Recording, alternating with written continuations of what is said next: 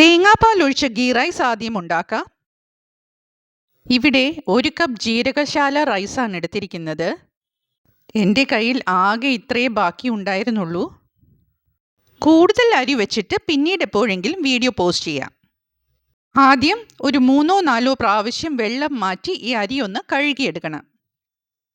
അങ്ങനെ കഴുകി വെച്ചിരിക്കുന്ന അരിയാണിത്. ഇതിലേക്ക് മുങ്ങിക്കിടക്കാൻ പാകത്തിന് വെള്ളമൊഴിച്ച് അരമണിക്കൂർ സോക്ക് ചെയ്യാൻ വെക്കണം. ഒരു മീഡിയം സൈസ് സവാളയുടെ 1/4 ഭാഗമാണിത്. ഒരു പച്ചമുളകും 5 കുരുമുളകുമാണ് എടുത്തിരിക്കുന്നത്. സവാളയും പച്ചമുളകും ചെറുതായി ചോപ്പ് ചെയ്ത് എടുക്കണം. ഇത് ബിരിസ്റ്റ ഉണ്ടാക്കാനുള്ള സവാളയാണ്. ഒരു മീഡിയം സൈസ് സവാളയും നേരത്തെ എടുത്ത സവാളയുടെ ബാക്കിയും സ്ലൈസ് ചെയ്തെടുത്തിരിക്കുകയാണ്. ആക്ച്വലി 1 കപ്പ് അരിക്ക് ഇത്രയും ബിരിസ്റ്റ വേണമെന്നില്ല. എനിക്ക് ഫ്രൈഡ് അണിയൻസ് ഇഷ്ടമായതുകൊണ്ട് കുറച്ച് കൂടുതൽ എടുത്തു എന്നേ ഉള്ളൂ. ഇനി ഇതൊന്ന് ഫ്രൈ ചെയ്യാം. ഒരു കടായി ചൂടാക്കി അതിലേക്ക് വെളിച്ചെണ്ണ ഒഴിക്കാം. വെളിച്ചെണ്ണയോടൊപ്പം കുറച്ച് നെയ്യ് കൂടി ചേർക്കുവാണെങ്കിൽ ബിരിസ്റ്റ ഉണ്ടാക്കുമ്പോൾ കുറച്ചുകൂടി ടേസ്റ്റ് ഉണ്ടാവും. എണ്ണ നല്ലതുപോലെ ചൂടായി കഴിഞ്ഞ് ഉള്ളി ഇടാം. 2 ബാച്ചസ് ആയിട്ടാണ് ഞാനിത് ഫ്രൈ ചെയ്തെടുക്കുന്നത്. ആദ്യം മീഡിയം ഫ്ലെയിമിൽ ഫ്രൈ ചെയ്യാം. ഒരു 1/4 ഭാഗത്തോളം ഫ്രൈ ആയി കഴിയുമ്പോൾ ഫ്ലെയിം ഒന്ന് കുറച്ചു കൊടുക്കണം. അല്ലെങ്കിൽ ഇത് പെട്ടെന്ന് കരിഞ്ഞു പോകും. ആവശ്യത്തിന് മൊരിഞ്ഞു കഴിഞ്ഞാൽ ഫ്ലെയിം ഓഫ് ചെയ്യണം. അതിനുശേഷം എണ്ണയിൽ നിന്നും എടുത്തു മാറ്റാം.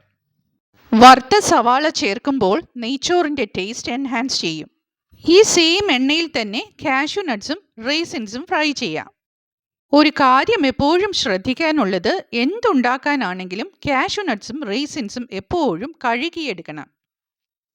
ഇത് കഴുകി കഴിഞ്ഞ് വെള്ളം മുഴുവനും വാർന്നു പോയതിനു ശേഷം മാത്രമേ എണ്ണയിലേക്ക് ഇടാവുള്ളൂ, അല്ലെങ്കിൽ പൊട്ടിത്തെറിക്കും. ഇനി കാഷ്യൂ നട്ട്സ് ഫ്രൈ ചെയ്യാം. കാഷ്യൂ നട്ട്സ് ഫ്രൈ ചെയ്യുമ്പോൾ വല്ലാതെ അങ്ങ് മൂത്തു പോകണ്ട. റേസിൻസും കാഷ്യൂ നട്ട്സും ഞാനിവിടെ കുറച്ച് കൂടുതൽ എടുത്തിട്ടുണ്ട്. അതെനിക്ക് വെറുതെ കഴിക്കാനും കൂടിയായിട്ട് എടുത്തതാ. ഇനി ചുവട് കട്ടിയുള്ള ഒരു പാത്രം ചൂടാക്കിയെടുക്കാം. അതിലേക്ക് നെയ്യ് ഒഴിക്കാം. 1 ടേബിൾ സ്പൂൺ നെയ്യ് എടുത്താൽ മതി. നെയ്ച്ചോറാണെന്ന് കരുതി ഒരുപാട് നെയ്യൊന്നും ഒഴിക്കണ്ട. നെയ്യ് കൂടിയാലും കുഴപ്പമാണ്. ഇനി ചോപ്പ് ചെയ്ത് സവാളയും പച്ചമുളകും ഇടാം. അതെല്ലാം ഒന്ന് വഴറ്റിയെടുക്കണം. കളർ ചേഞ്ച് ഒന്നും വരണ്ട. ഒരു ഗ്ലോസി ടെക്സ്ചർ ആകുന്നത് വരെ വഴറ്റണം. നെയ്ച്ചോറ് ഉണ്ടാക്കുമ്പോൾ സവാള നീളത്തിൽ സ്ലൈസ് ചെയ്യുന്നതിനേക്കാൾ നല്ലത് ഇതേമാതിരി ചോപ്പ് ചെയ്തെടുക്കുന്നതാണ്. 1 കപ്പ് ജീരകശാല അരിക്ക് 1.5 കപ്പ് വെള്ളമാണ് ഒഴിക്കുന്നത്. ഇവിടെ 1 കപ്പ് വെള്ളവും 1/2 കപ്പ് കട്ടി തേങ്ങാപ്പാലുമാണ് ഒഴിക്കുന്നത്. ഏലക്ക, പട്ട, ഗ്രാമ്പു, ജാതിപത്രി ഇത്രയും കൂടി അതിലേക്ക് ഇടണം. ഒരു ബേ ലീഫ് കൂടി ഇടേണ്ടതായിരുന്നു. ഞാൻ എടുത്തു വെച്ചതാ, പക്ഷേ ഇടാൻ മറന്നുപോയി. ആവശ്യമായ ഉപ്പ് കൂടി ചേർത്ത് നല്ലതുപോലെ ഇളക്കണം. അതൊന്ന് നല്ലതുപോലെ തിളച്ചോട്ടെ. അതിനുശേഷം മാത്രമേ അരി ചേർക്കാൻ പാടുള്ളൂ. അരി സോക്ക് ചെയ്ത വെള്ളം ഡ്രെയിൻ ചെയ്ത് കളഞ്ഞതിന് ശേഷമാണ് അതിലേക്ക് ഇടുന്നത്. ഈ റെസിപ്പിയിൽ അരി ഫ്രൈ ചെയ്യുന്നില്ല, ലൈം ജ്യൂസും ഒഴിക്കുന്നില്ല. ഗീ റൈസ് ഉണ്ടാക്കാനുള്ള ഈസിയസ്റ്റ് മെത്തേഡാണിത്. ഫ്ലെയിം സിമ്മർ ചെയ്തിട്ട് അടച്ചു വെക്കണം. ഒരു 6-7 മിനിറ്റ് കഴിയുമ്പോൾ ഇത് ഓപ്പൺ ചെയ്യാം. അപ്പോഴേക്കും ഇത് പാകത്തിന് കുക്കായിട്ടുണ്ടാവും. ഫ്ലെയിം ഓഫ് ചെയ്തു. ഇനി അത് മിക്സ് ചെയ്ത് ചെറുതായിട്ടൊന്ന് സ്പ്രെഡ് ചെയ്തിടാം.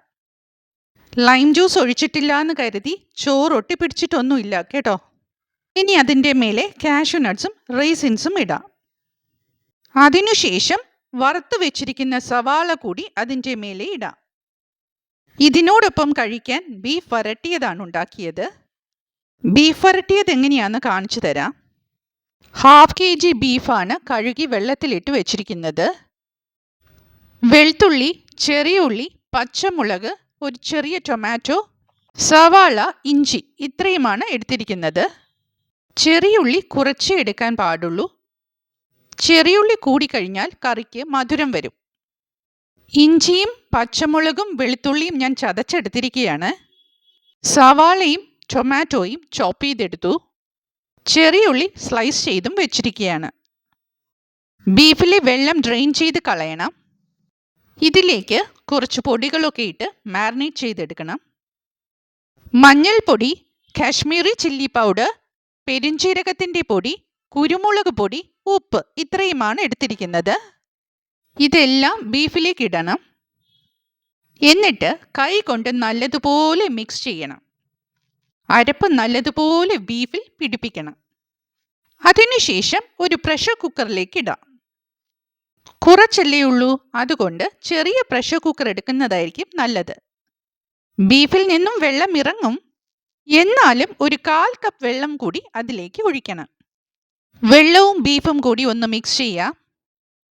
പ്രഷർ കുക്കർ അടച്ച് വെന്റിൽ നിന്നും സ്റ്റീം വന്നതിനു ശേഷം മാത്രം വെയിറ്റിടണം. സാധാരണ ഈ പ്രഷർ കുക്കറിൽ ഒരു 8 വിസിൽ വരുമ്പോഴാണ് ബീഫ് നന്നായി വേകുന്നത്. ഇവിടെ ഞാനൊരു 7 വിസിലായപ്പോൾ ഓഫ് ചെയ്ത് മാറ്റിവെച്ചു. പ്രഷർ കുക്കർ ഓപ്പൺ ചെയ്തു. അതിൽ കുറച്ച് ഗ്രേവി ഉണ്ട്, അത് വറ്റിച്ച് കളയരുത്. ഇങ്ങനെ കുറച്ച് ഗ്രേവി കിട്ടാൻ വേണ്ടിയാണ് വേവിച്ചപ്പോൾ 1/4 കപ്പ് വെള്ളം കൂടി ഒഴിച്ചത്. മസാലപ്പൊടികൾ ചേർത്ത് വേവിക്കുമ്പോൾ ഈ ബീഫ് ഡ്രൈ ആയിട്ടിരിക്കുവാണെങ്കിൽ അതിൻ്റെ ടേസ്റ്റ് ഒന്നും ബീഫിൽ പിടിക്കുകയില്ല. വേറെ വെള്ളം ഒഴിക്കുന്നതിനേക്കാൾ നല്ലത് ഇതിൻ്റെ ഗ്രേവിയിൽ തന്നെ വേകുന്നതാണ്. ചുവട് കട്ടിയുള്ള ഒരു പാത്രം ചൂടാക്കി അതിലേക്ക് വെളിച്ചെണ്ണ ഒഴിക്കാം. വെളിച്ചെണ്ണ ഉരുളിയിൽ ഒന്ന് സ്പ്രെഡ് ചെയ്തു കൊടുക്കാം. വെളിച്ചെണ്ണ ചൂടായി കഴിയുമ്പോൾ ആദ്യം ചതച്ച് വെച്ചിരിക്കുന്ന വെളുത്തുള്ളിയും ഇഞ്ചിയും ചെറിയുള്ളിയും ഇട്ട് വഴറ്റണം. ഇതെല്ലാം ആവശ്യത്തിന് വഴറ്റിയെടുത്താലേ കറിക്ക് ടേസ്റ്റ് ഉണ്ടാവുകയുള്ളൂ. ചെറിയൊരു കളർ ചേഞ്ച് വരുന്നതുവരെ സോട്ട് ചെയ്യണം. ഇതൊക്കെ വഴറ്റാതെയും കറികൾ വെക്കാറുണ്ട്, പക്ഷേ എന്തൊക്കെ പറഞ്ഞാലും കുറച്ച് വഴറ്റിയൊക്കെ ഉണ്ടാക്കുവാണെങ്കിൽ ടേസ്റ്റും കൂടും. ഇനി സവാള ചേർക്കാം. സവാളയും ഇതുപോലെ തന്നെ വഴറ്റിയെടുക്കണം. ഉപ്പ് ചേർക്കുവാണെങ്കിൽ പെട്ടെന്ന് വഴറ്റിയെടുക്കാൻ കഴിയും. ഉപ്പ് ശ്രദ്ധിച്ച് ചേർക്കണം. ബീഫ് വേവിച്ചപ്പോൾ ഉപ്പ് ചേർത്തിട്ടുള്ളതാണ്. സവാള വഴറ്റി ഇതേമാതിരിയാകുമ്പോൾ ടൊമാറ്റോയും പച്ചമുളകും ചേർക്കാം. പച്ചമുളകും ഇഞ്ചിയും വെളുത്തുള്ളിയും ചതച്ച് ചേർക്കുന്നത് കൊണ്ടാണ് ഈ കറിക്ക് ഒരു സ്പെഷ്യൽ ടേസ്റ്റ് ഉണ്ടാകുന്നത്. എരിവുള്ള മുളക് പൊടി, മല്ലിപ്പൊടി, ഗരം മസാലപ്പൊടി, കുരുമുളക് പൊടി, മഞ്ഞൾപ്പൊടി, ഉലുവാപ്പൊടി ഇത്രയുമാണ് എടുത്തിരിക്കുന്നത്. ഫ്ലെയിം സിമ്മർ ചെയ്തിട്ടാണ് ഈ പൊടികൾ ചേർക്കേണ്ടത്. പൊടികളുടെ റോ ടേസ്റ്റ് പോകുന്നതുവരെ ഒന്ന് വഴറ്റണം. ടൊമാറ്റോ ആദ്യം തന്നെ അതിൽ ചേർത്തിട്ടുള്ളത് കൊണ്ടാണ് പൊടികൾ ഡ്രൈ ആയിട്ട് തന്നെ അതിലേക്ക് ഇട്ടത്. ടൊമാറ്റോ ചേർക്കാത്ത കറിയാണെങ്കിൽ പൊടികൾ ചേർക്കുമ്പോൾ കുറച്ച് വെള്ളത്തിൽ ചാലിച്ച് അതിലേക്ക് ഒഴിക്കണം. പൊടികളെല്ലാം വഴറ്റിക്കഴിഞ്ഞു. വേവിച്ച് വെച്ചിരിക്കുന്ന ബീഫും അതിൻ്റെ ഗ്രേവിയും അതിലേക്ക് ഒഴിക്കണം. നല്ലതുപോലെ മിക്സ് ചെയ്യാം. ഇനി ഇത് സിമ്മറിൽ കിടന്നാണ് വേകേണ്ടത്. ബീഫ് ഉരുളിയുടെ നടുക്ക് ഒന്ന് ഒതുക്കി വെക്കണം. അതിനുശേഷം അടച്ചു വെച്ച് ഒരു 10 മിനിറ്റ് വേവിക്കണം. 5 മിനിറ്റ് കഴിഞ്ഞ് ഓപ്പൺ ചെയ്ത് ഒന്ന് ഇളക്കി കൊടുക്കണം. ഫ്ലെയിം ഇപ്പോഴും സിമ്മറിലാണ്. പാത്രത്തിൻ്റെ അടി ചേർത്ത് നല്ലതുപോലെ ഇളക്കി കൊടുക്കണം. ഈ വീഡിയോ നിങ്ങൾക്ക് ഇഷ്ടമാകുന്നുണ്ടെങ്കിൽ ലൈക്ക് ചെയ്ത് സബ്സ്ക്രൈബ് ചെയ്ത് ഷെയർ ചെയ്ത് സപ്പോർട്ട് ചെയ്യണം കേട്ടോ. ഫീഡ്ബാക്ക് തരാനും മറക്കരുത്. ഇങ്ങനെ വരട്ടി എടുക്കുന്നത് കൊണ്ടാണ് ഇതിന് ബീഫ് വരട്ടി എന്ന് പറയുന്നത്. പഴയതുപോലെ ഒന്നുകൂടി അതെല്ലാം ഒന്ന് ഒതുക്കി വെക്കാം. അതിനുശേഷം അടച്ചു വെച്ച് ഒരു 5 മിനിറ്റ് കൂടി സിമ്മറിലിരുന്ന് വേകണം. ലാസ്റ്റ് ഒന്നുകൂടി ഓപ്പൺ ചെയ്യുകയാണ്. ബീഫ് അരപ്പൊക്കെ പിടിച്ച് അങ്ങനെ സെറ്റായി ഇരിക്കുവാണ്. നല്ലതുപോലെ ഒന്ന് ഇളക്കിയെടുക്കണം. അങ്ങനെ ബീഫ് വരട്ടിയത് റെഡിയായി കഴിഞ്ഞു. നെയ്ച്ചോറും ബീഫ് വരട്ടിയതും ഇതുപോലെ ഒന്ന് ഉണ്ടാക്കി കഴിക്കണം കേട്ടോ. മറ്റൊരു റെസിപ്പിയുമായി വീണ്ടും വരാം.